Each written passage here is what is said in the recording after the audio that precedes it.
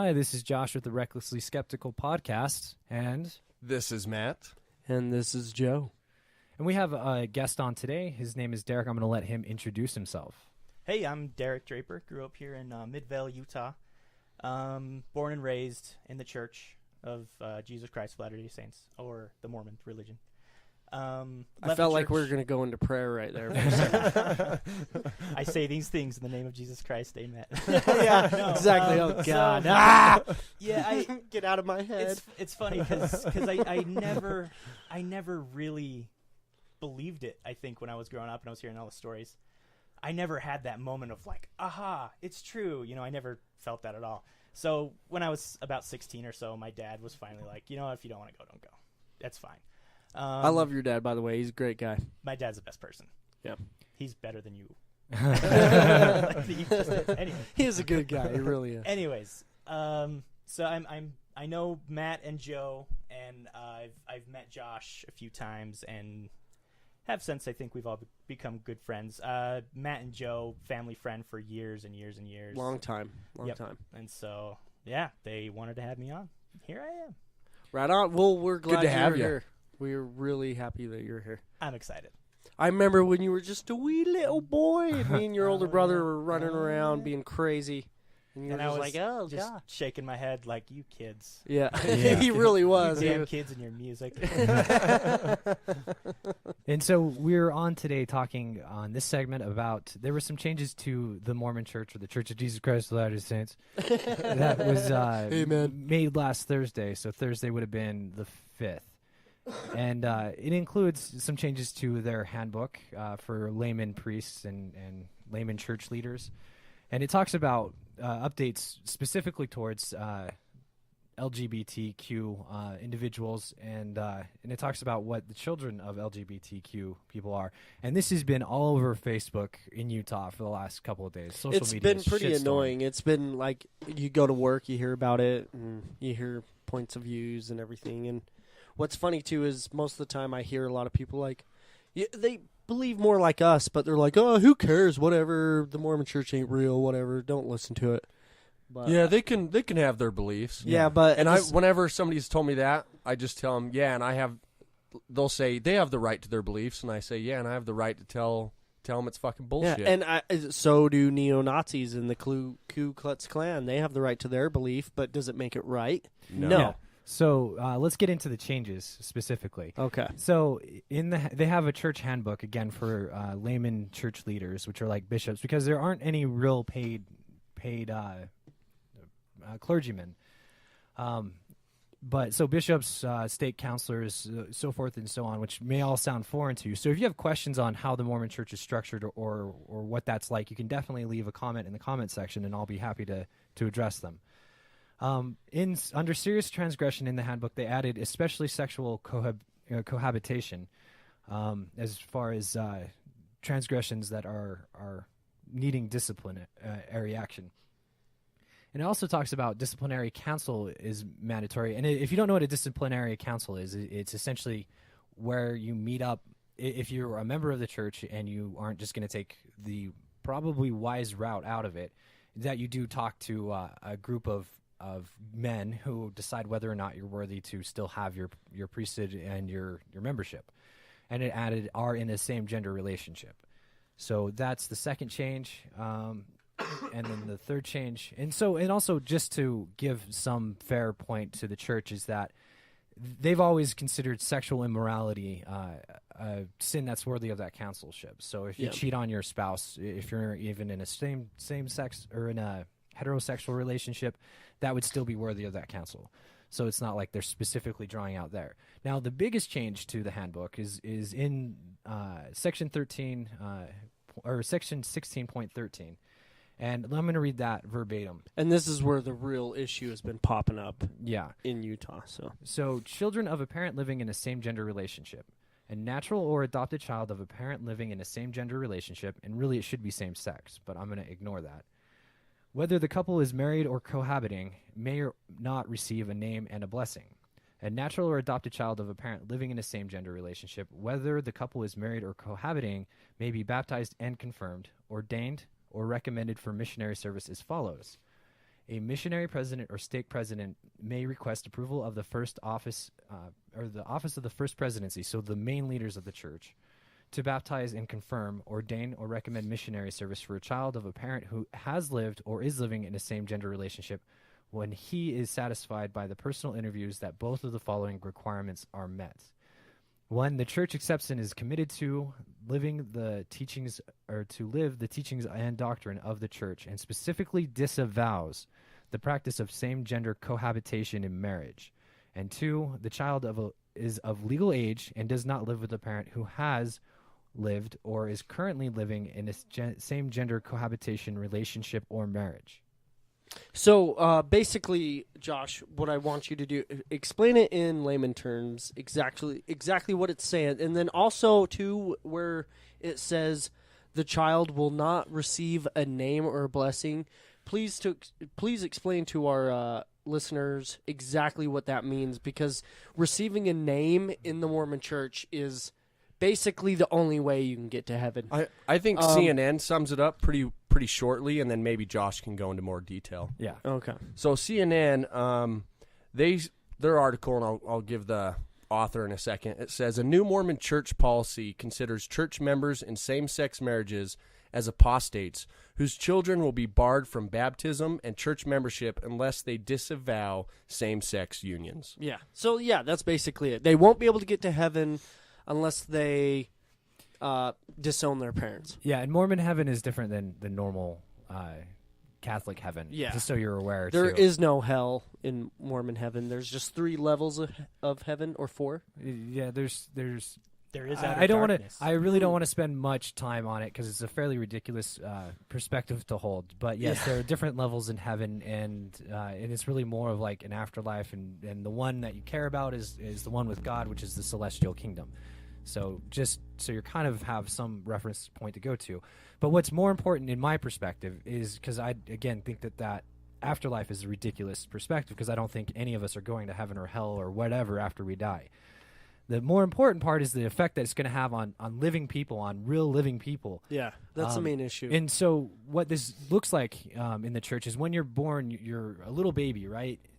And one of the first things that happens is you get a baby blessing. You're somebody who's a priesthood holder comes in, and with a group of priesthood holders, which are all men, by the way. That's also worth noting. And they get around the baby and they give it a name and a blessing, and so that child has the blessing. The second rite of passage, and these are all really references to rites of passage in the LDS Church or Mormon Church. The second one is a baptism. You get baptized when you're 8 if you're a member, or if you're not a member, you just get baptized when you're found worthy of membership. And then at age 18, or usually 17, you start prepping to go on a mission. At age 18 for men, and I think it's 19 now for women, you go on a mission to serve the church. And for men, it's for 2 years and can be anywhere in the world that isn't hostile. Like, there are some Islamic countries that they don't go to, and I don't think they go to China currently, but they can still go to Hong Kong. I'm not really up to date on that. But then you go on a mission, you come back, and then you get married in the temple, and then you go move up rank in the church, which is also important to them. So now that you have kind of a background on that, let's talk about it. So what do you think the main primary difference is, Matt, that you're going to see? Or Derrick, if you want to jump in, one of you two want to take over. I think one of the changes, whether it's good or bad, is you're going to see a lot more people leave the church. I think a lot will leave, which I think is a good thing. But a bad thing is you're going to see families broken apart. You're going to see kids who will disavow their parents because they want to be in the church. So that's going to break up families in that way. And then you're going to see parents who are gay and want their kids to be in the church because they are Mormon, because there are gay Mormons, and their kids won't want to disavow their parents. You know what I mean? Even though they are Mormon and they are gay and they might be against what the church is doing, but they still want their kids to be in it. You know what I mean?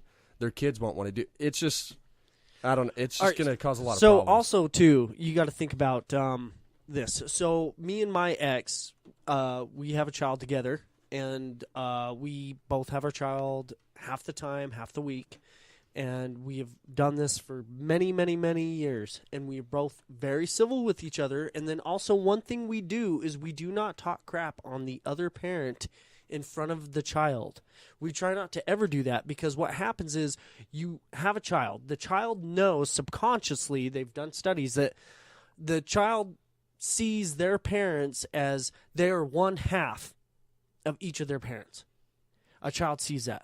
They look at their mom, they look at their dad, and they go, I am a part of this person. And so one thing you never do is talk crap on the other parent in front of the child, because subconsciously the kid knows when you say, oh, this person's lazy. The kid subconsciously thinks, oh, I'm half lazy. You know, that they take in half of that. And so basically what the church is saying here is they are not good enough to get into heaven. They aren't good people. And so the child is going to see that, oh, I'm not good enough to get into heaven. I'm not a good person, and it's going to cause self-hatred, loathing, all sorts of damage towards the children. You know what I mean? And that's one thing that I hate seeing children I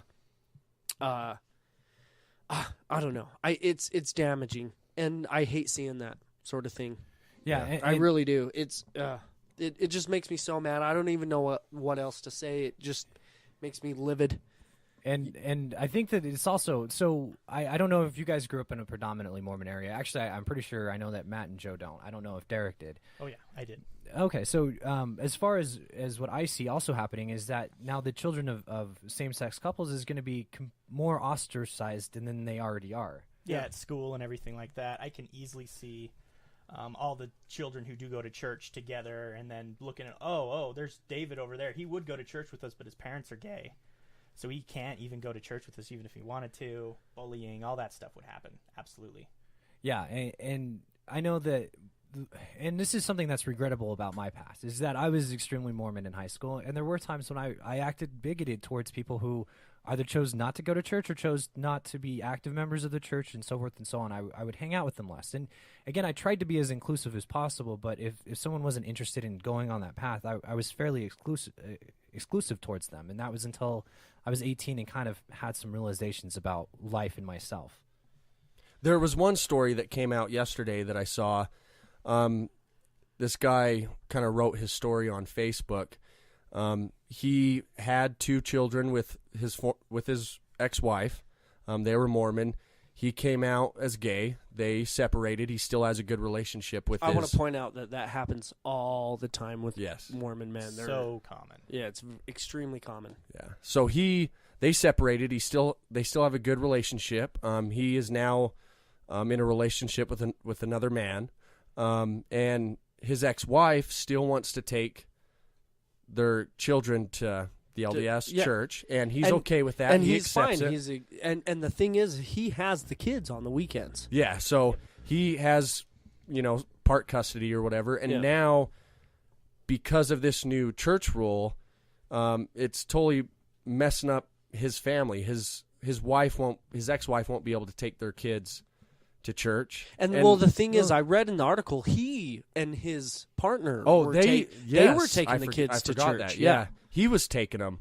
And now they, can they still go to church, or they just won't be able to get baptized and all that, so they're going to be shunned. Well, they're going to be shunned at church. And I mean, what better place to be shunned than in a place of God? Yeah. Or yeah.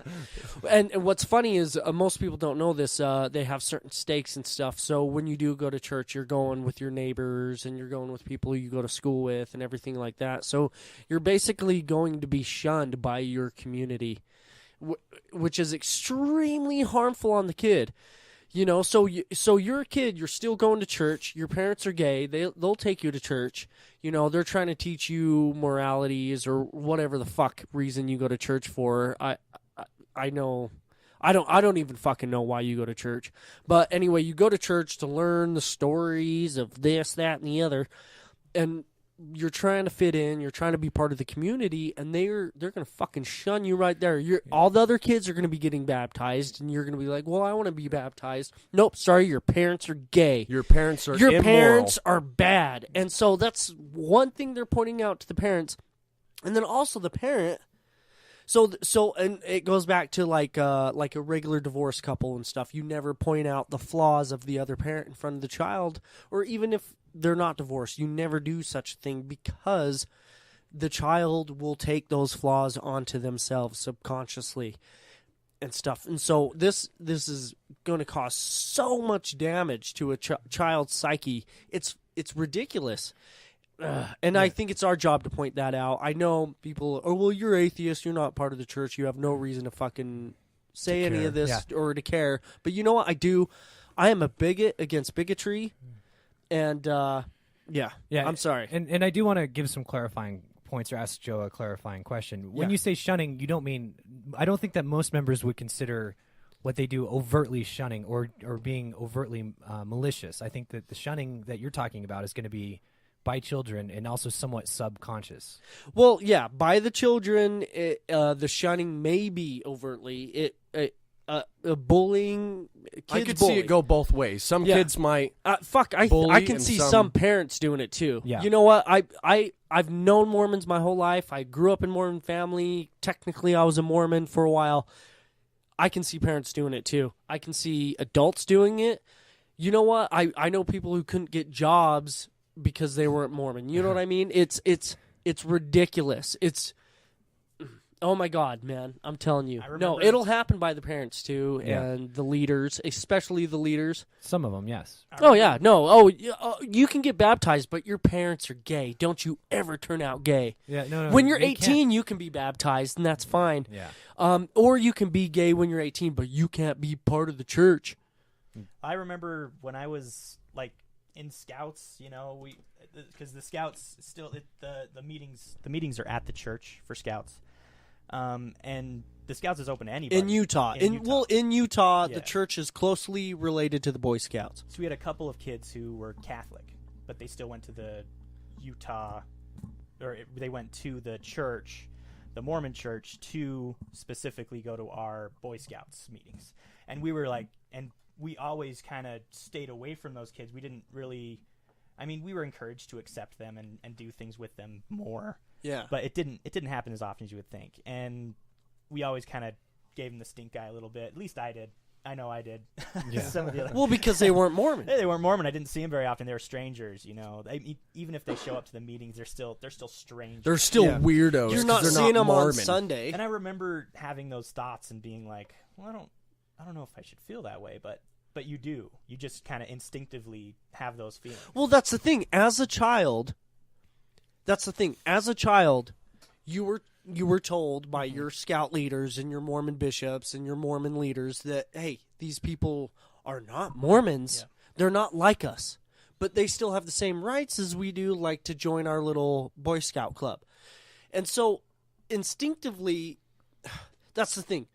They're not straight up telling you to shun the Catholic kids.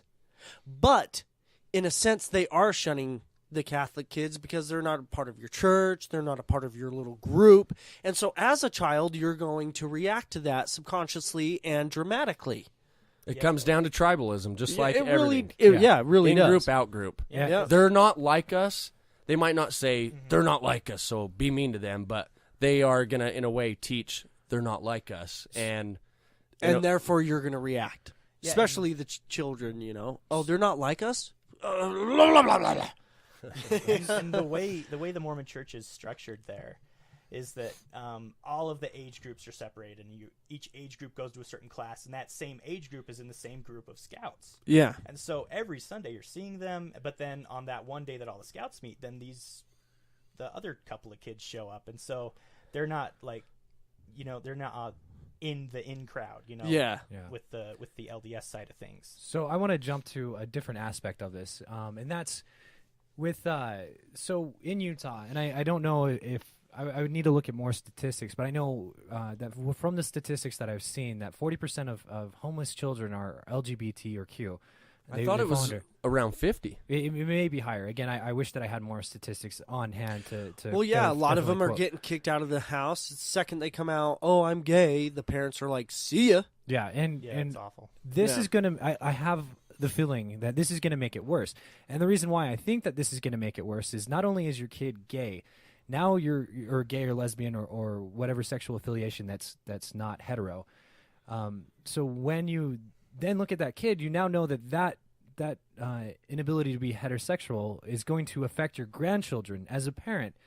And if you're ultra Mormon, then that's like a nightmare for you. Like you might not see your grandchildren get married or go through those rites of passages because your child is not a heterosexual person. Oh my God, yeah. So kids that are coming out as gay, the parents are going to be extremely hard on them because they're not going to see their child or their grandchildren growing up the way they want them to, getting blessed, getting baptized, getting everything they want them to. So they're going to be even meaner and harder on their kids. It's just going to cause resentment 3 generations across. Yeah. You can take my niece, for example. So my brother left the church, and he's been out for a long time, but he was still able to get my niece blessed for basically for my parents, because my parents wanted my niece to get blessed. Yeah. Even though my brother's just like, I don't really understand why you would want me to, but okay, here we go. We'll do it. So to make you happy, to appease the parents, make them happy, and it maybe doesn't sound like that big of a deal, but it's a huge deal in the community. And your brother's an atheist, right? Oh yes. So the Mormon Church is okay with the kids of atheists being baptized and blessed, but not the children of gays. Yeah, exactly. Yeah, and so let's get that makes sense. Yeah. Okay. Let's get to some of the apologies. And apologies meaning defense. I'm using that in the more Latin root of it. Okay.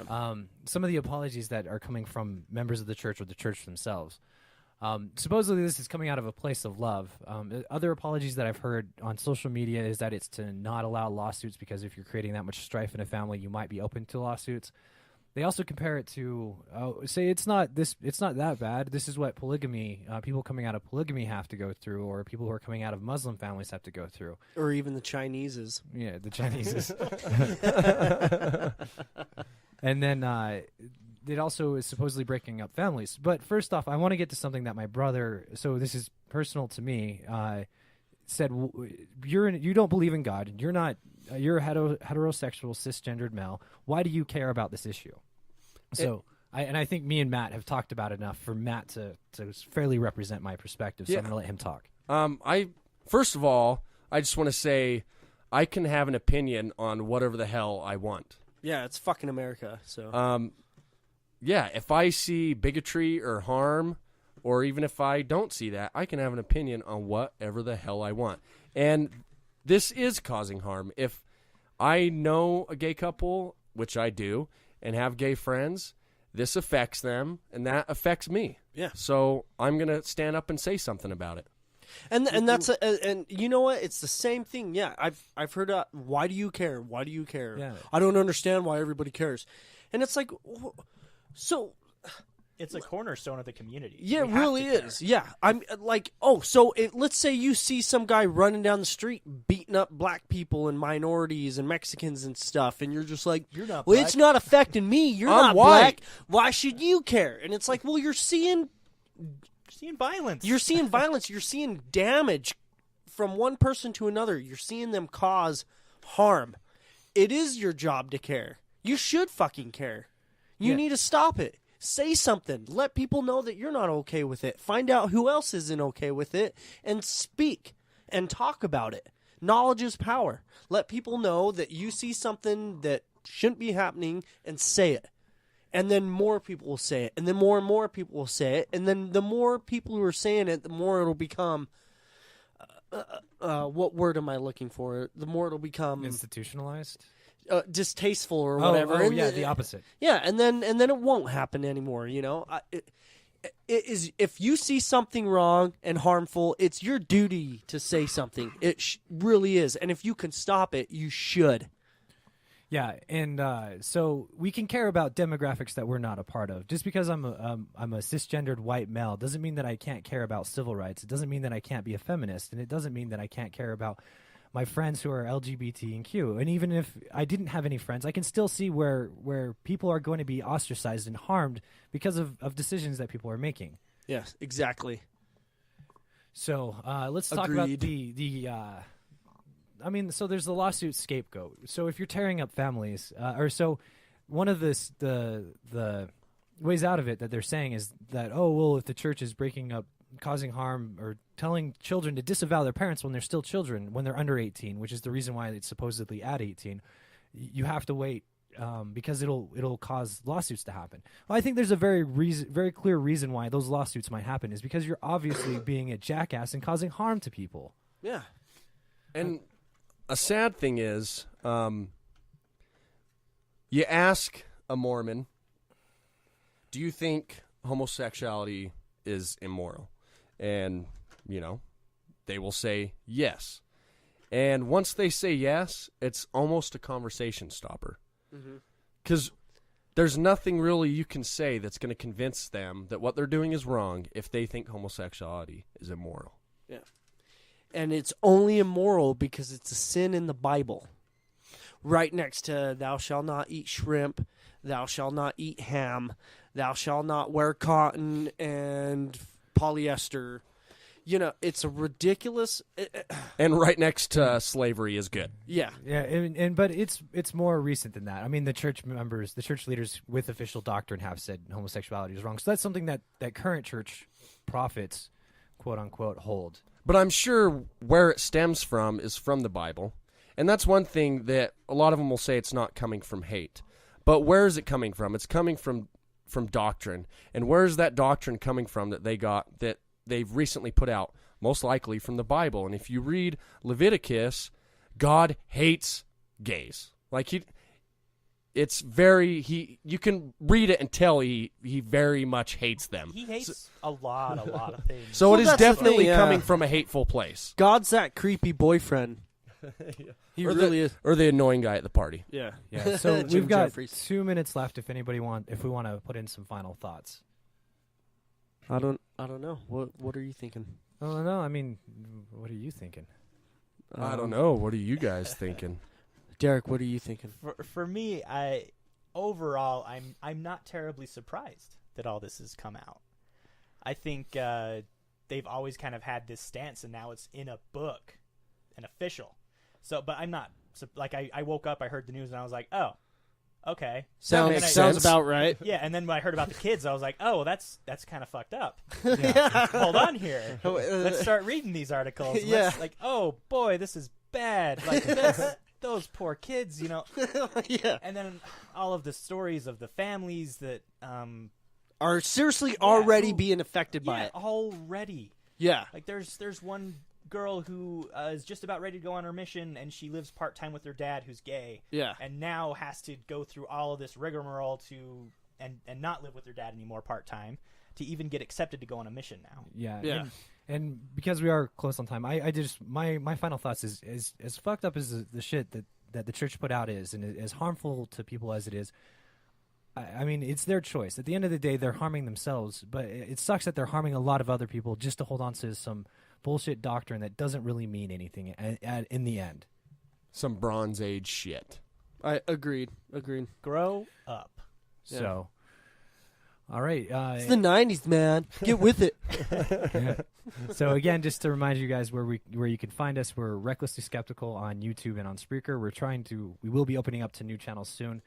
Also, you can find us on Facebook at the Evil Atheists group chat. And we are on YouTube, the Evil Atheists. That's one of our other channels. And zzzgiantawake. Please go and subscribe. We love you. Yep. And until next time, think passionately. Don't forget to watch the Ronda Rousey fight this weekend.